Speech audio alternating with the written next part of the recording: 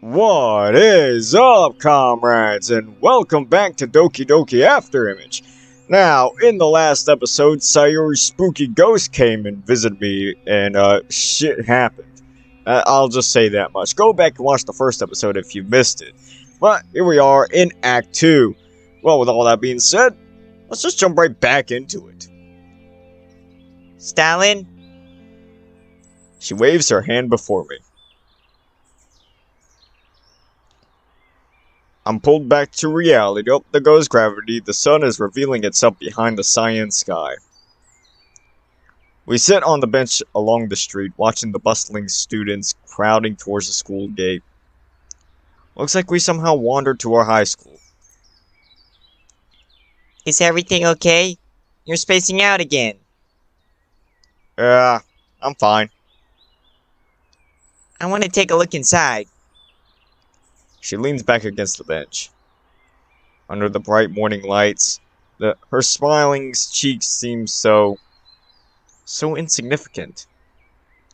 Sunlight penetrates her ghost outline, making it more and more invisible. I can't almost figure out those details inside the mist, like the dew retreating to the blue sky. Her body is disappearing into the noisy lights. Sayori! I cry out loud subconsciously. I feel gazes nailing onto me. Huh? I'm losing you! What are you talking about? I'm here, dummy. The curve of her lip is looming in the thin air. You won't be able to leave me hanging this time. I'll stick to you, wherever you go. A fortunate cold sweat slips down my forehead. I could look for my old uniform, if... What about mine? It's okay, I have... That's a bad joke. Sorry, I didn't mean to say that. But don't you have courses to attend? It's nothing. None of them matters. Okay. So, what's next? We head back? No. We have breakfast. I stand up and walk forward the moment I stand up and walk forward the moment I finish my sentence. Why was that so hard to read? Hey, wait for me! What's with the speed? It's a surprise. What? She trots to the front of me, walking backwards. Suddenly, a stranger passes through her, disturbing her figure to a mess. Hey! The fog reforms after the stranger leaves. Watch yourself. What is it? It won't be a surprise if I tell you. Please? She runs around me in pure curiosity. Do you feel anything when others run through you? Don't change the subject. Oh, and here we are. We walk on the sidewalk for a while before we reach the bakery. A lady is tidying up the mess of the rushing hour. Morning, miss. I would like 4 cinnamon buns. Wow! Sayori jumps all around the counters, eventually ending up staring at those decent pastries. I make my way to the checkout as her typical exaggerating voice echoes in the background. I can hear her wolfing down the food anxiously and those rusty wheels of the school gate grinding against the concrete. We are fired off like an arrow leaving its bow, pointing straight into the school building, with our plastic bags flying behind us.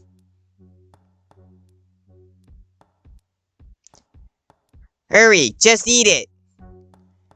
Sayori is radiating her excitement from all over her body. Her happiness passes across the end of her hair to reach my palms, then drips all the way down onto those steaming buns. Little nervous, I pay the cashier.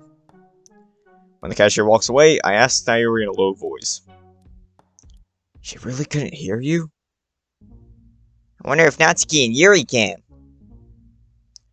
I'm not so sure about Yuri, but Natsuki? She's probably gonna pass out. Nah, Nada's not that timid. I wolfed down the 4 of them in one go. Sayori looks at me, satisfied. Good? You bet. I laugh. Fancy anything else? Can you handle? It won't hurt to just bring them back. In that case, I want this and this. This one seems good. Oh, I almost forgot the cookies. I just made myself another bad decision.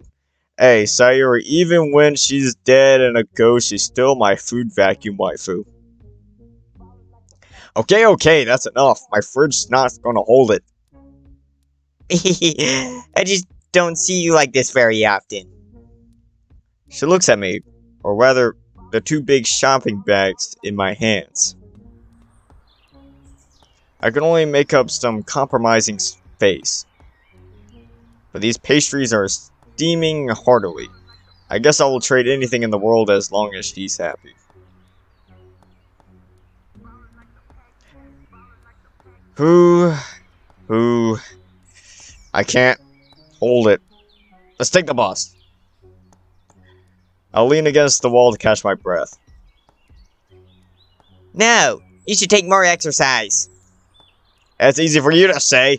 Don't forget who I'm buying this for. Alright. Won't be that far since we had already walked this long, right? I take out my phone to check the map.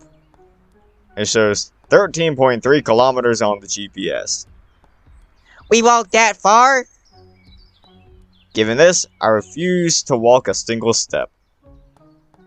I drag Sayori to the nearest bus stop.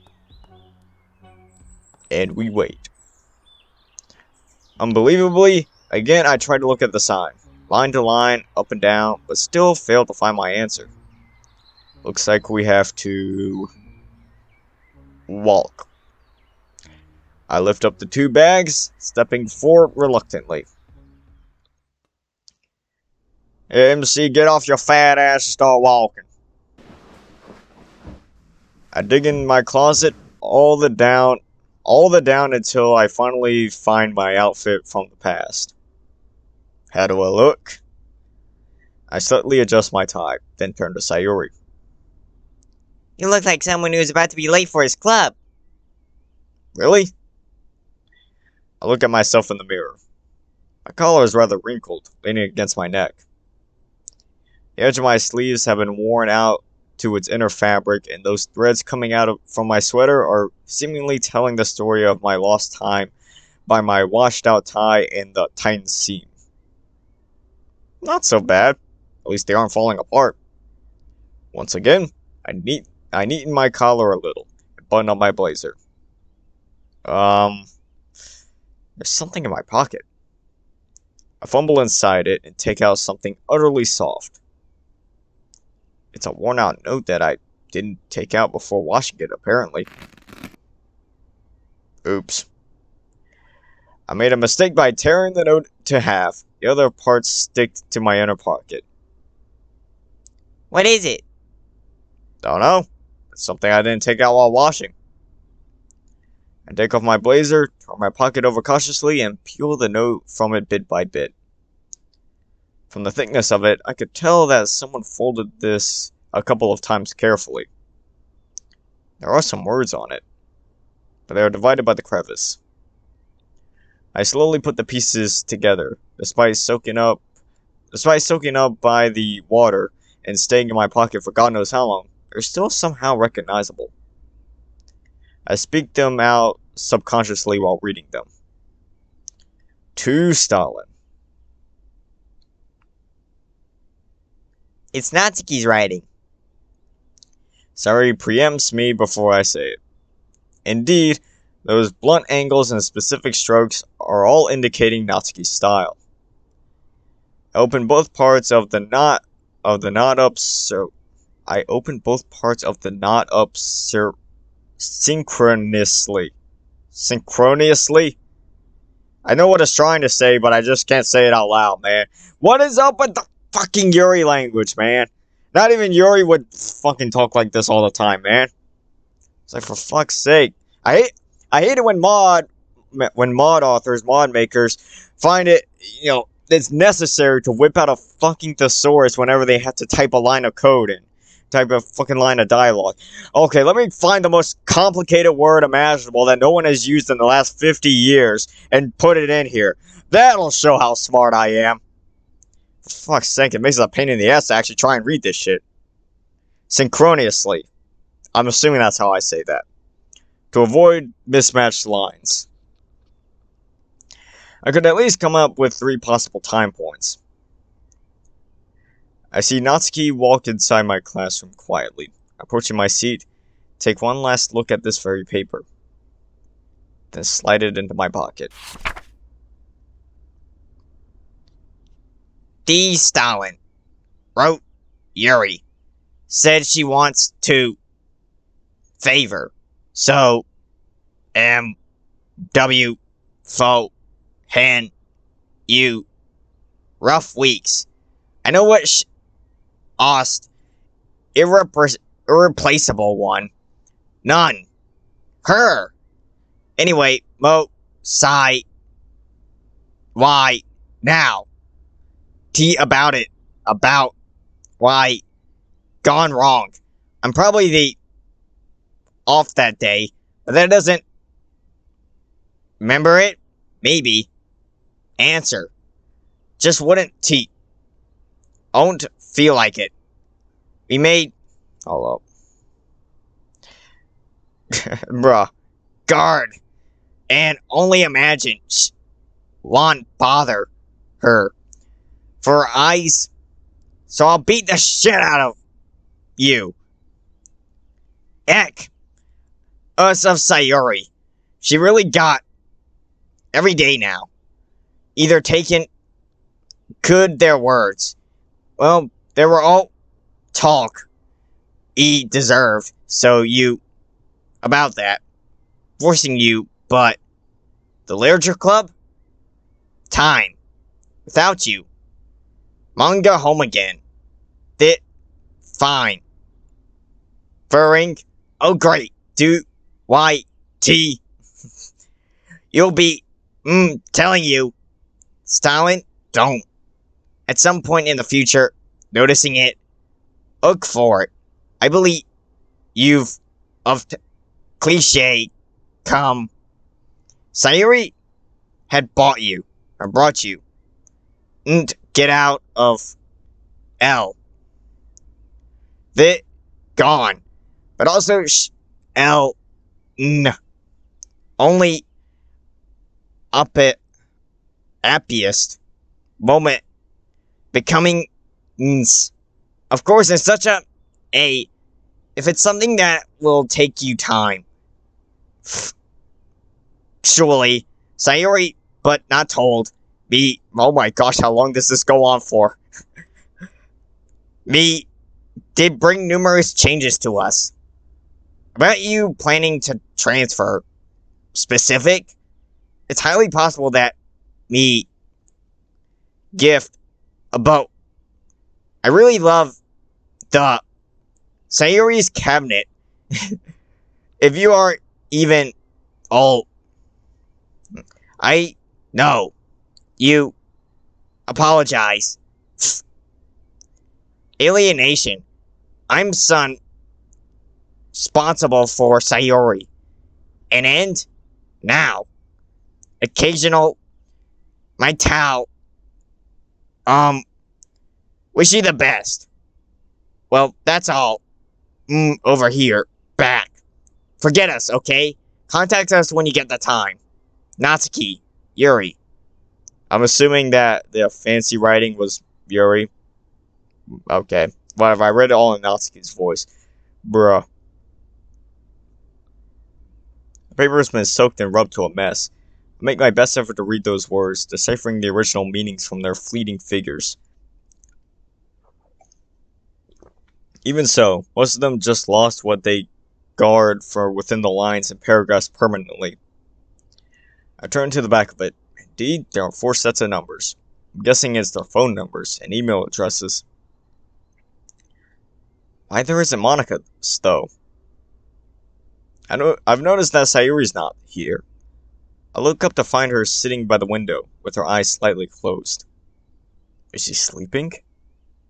Yeah, we stayed up all night after all. Not to mention the long walk home. Boy, she's a ghost! Leaving her to it, I boot up my laptop, trying to insert one of the addresses into it. I look at the profile picture of this email. This isn't Natsuki's style at all.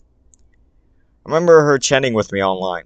It's impossible for a person like her to use this kind of image. Did I type the wrong number? I grab the note and take a second look at those ambiguous ones. Damn! A few more new accounts pop up after I change those uncertain numbers, but none of them feel like Natsuki. This is confusing. It won't be as much trouble if it gets confirmed at the beginning, but now I can't really decide which is which thanks to the choices. What if she changes? It's been 4 years. What if I send something sincere to a complete stranger? That would be extremely awkward. Didn't she give me her number before she visits my house? That's right. How could I forget something like that? So I open up my contact list, searching for her name. Recalling something backwards as I lift my thumb off the screen, leaving the list sliding down on its own. I didn't just throw my old cell phone away. I've also deleted all my past acquaintances. Bro, I don't even know why I had tough time reading that one, bro. I even knew that word. What a great job, Stalin. I just have to move on to Yuri's. What is this besides her phone number? I mean, I thought it would be her email address since Natsuki is writing her own, but this isn't an emails format. There are some words there, with strange blanks in between. Is this some sort of mailing address? Does she prefer this physical type of writing, though? Oh, she does prefer this physical type of writing, though. Maybe it is, but these words are too vague to tell. I can't get exact information from them. I push the chair backwards, then stand up to check Sayori. I sit next to her. Her right hand is gently placing on the balcony, seemingly faint under the sunlight. I put mine in hers, matching the outline. Thin fog crawls to the back of my hand like a shadow, gently licking my surging veins. A weird pulse starts to spread through my palm, making the blood in my flesh synchronize with something. I stare into her temporarily peaceful eyebrows. Storm was wiping the fuel over along with all the existing orders. Before the overwhelming leaves and grass returned to the ground, there was something sneaking in the rye. Dark machine arms dig into the moist earth from beyond the sky, turning all the straws over and carve the noise of gasoline into them. Metal wheels rapidly spin. The accuracy of math denies all compromising and flinching. Seeds. They are forced to stare at their mother's roots, and to watch them get shredded apart by the blades. Grab, pry, and tear, cramp, swell, and sting, along with sorrow, some reflection, then stoking, warmth. What the fuck am I reading? Numb smell, covered in weariness. Open up to see the night outside, and the black face on the ceiling. The emerald eyes spinning within. Bruh. Dude, seriously, what the fuck was that?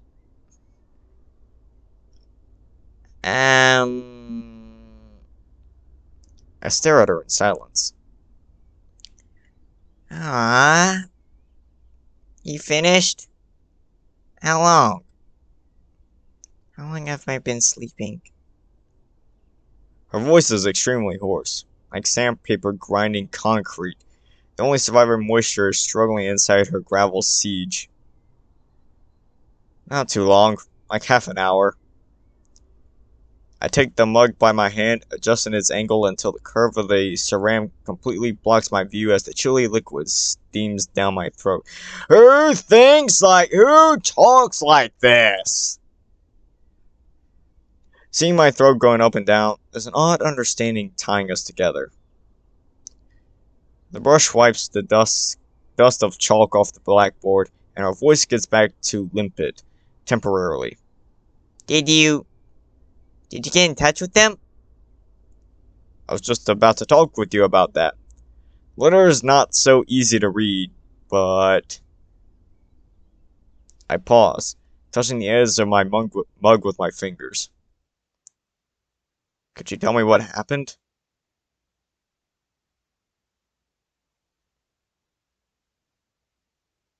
I look at her right into the eyes, as I am also looking right straight into your eyes, Sayori. Light blue turns deep cyan in the darkness. Among the surging river and the steep valley and howling fire in the forgotten woods, my thought is finally confirmed. She looks to the floor. We're all preparing for the upcoming conversation in this dreadful silence. In the end, she responds with a sound that is tiny enough to be a fiber detached from the noose. Yet it expands to gargantua in my ears within a split second, just like the mountains rising and falling behind her back. It's Monika. Dialogues from the past suddenly release, emerging in my brain. Monika was right. I should just...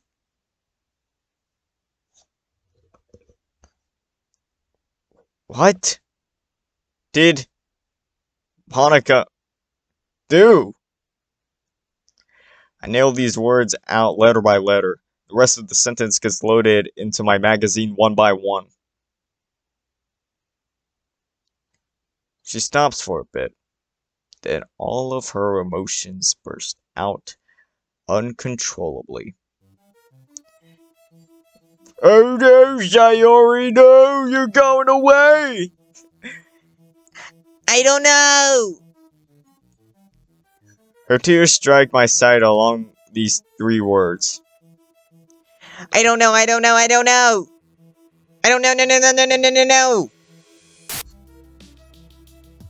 She repeats these words like sleep talking as the mist from all over her body starts to fade. Millions of lines and curves shake along with it, sending her figure out the window into the abyss. Sayori, calm down! I reach out, trying to comfort her. Unlike the previous one, I feel a thorn-like touch on her back this time.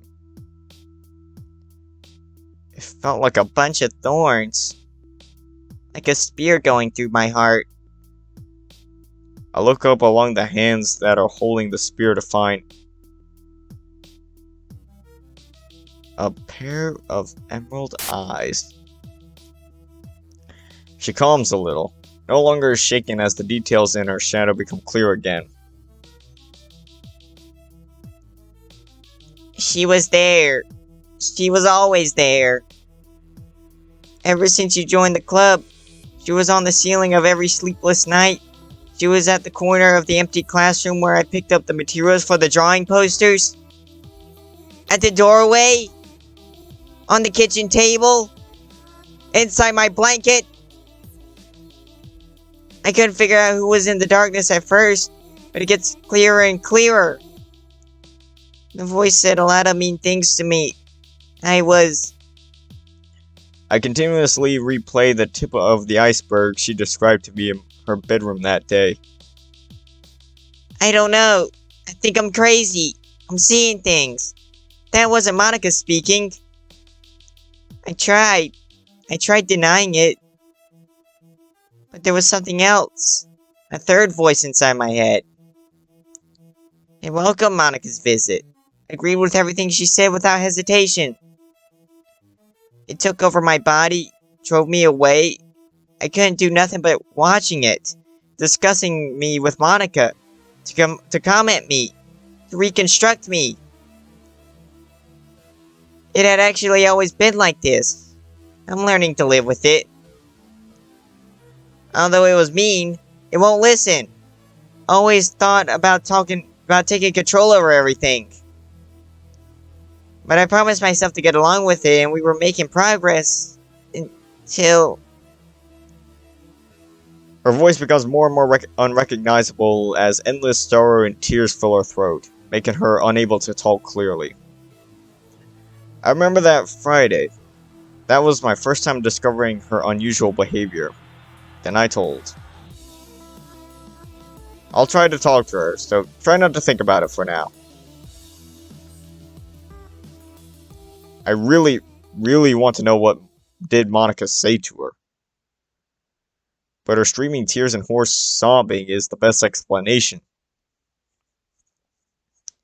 It's okay, it's okay. I'm here. I'm here. You're safe now. Nobody's going to take control of you anymore. You are safe. I squeeze her hands, trying to warm them. I reach out to hug her, even though her body feels more meaningless than the air. Still crying, she collapses to me. Unsurprisingly, goes through my body and lays onto the bed. Sayori? Sorry.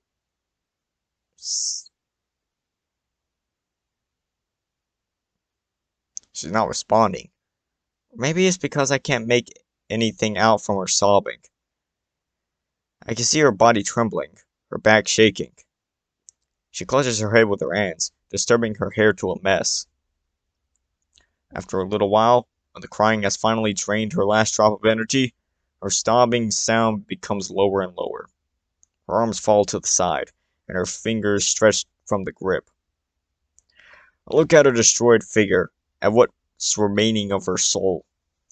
I want to say something, yet I can't. My throat hurts. Hurts a lot. All of the air gets wiped out from my lungs. I can sense the blood being pumped in my head. Millions and millions of thoughts come across my mind, but I can't make out a single one of them. The only thing I see is her crying sound, echoing in my head, in my blood, echoing, echoing, echoing. We stay like this for a while. Then I slowly move away from her as I carry the weight of my heart, avoiding making too much disturbance to her shape. I crouch down to check on her. After confirming her sleep, I sneak out of my bedroom, gently close the door. Then I tighten up every last one of my muscles before I fire off from my house. I run to the nearest hardware shop in the neighborhood at the maximum speed before buying a 10-meter long climbing rope. It comforts my heart as the tip of the rope gets grilled to black by the fire. Lines and lines of plans are carved into solid concrete, then sink down to the bottom of the lake. I seize the rope in my hand, make my way home as fast as possible. Luckily, Sayori's still sleeping. I quickly pull my backpack over, clear my book out, and stuff the rope in it. I zip it up, let out a long sigh of relief before I collapse to the chair. I keep my fingers crossed, stare out the window quietly. The sky is fascinatingly blue. The remaining clouds all get pushed aside except only one soft jet cloud flying across the whole sky, pointing to the far side of the future beyond predictions. Layers of leaves fade from deep to light onto the top, melting into the moss within the walls. Hear the breath of tranquility. 1, 2, 3. I sit there all the afternoon, watching the shadow of the telegraph poles stretches as the remaining sunset illuminates the horizon to gold, until the sparkling stars reappear on the night's veil. Gentle breeze runs through struggling grass.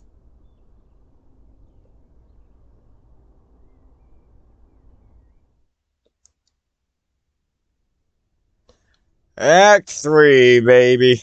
Can you hear me? Can you hear me? Oh, hello. Bruh. But anyways, comrades, I feel like this is a great place to end right here. I feel like tomorrow we will continue Act 3. How about that? Anyways, comrades, I hope you enjoyed this video, and if you did, hit that like button. And of course, subscribe and turn on that bell, for this is the one-stop shop for daily ddlc content. And as always, until next time, so long, comrades.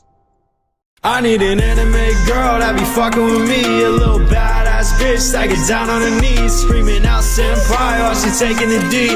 Baby girl, I'ma have you yelling kimochi. I need an anime girl that be fucking with me. A little badass bitch that get down on her knees, screaming out senpai while she taking the D. Baby girl, I'ma have you yelling kimochi.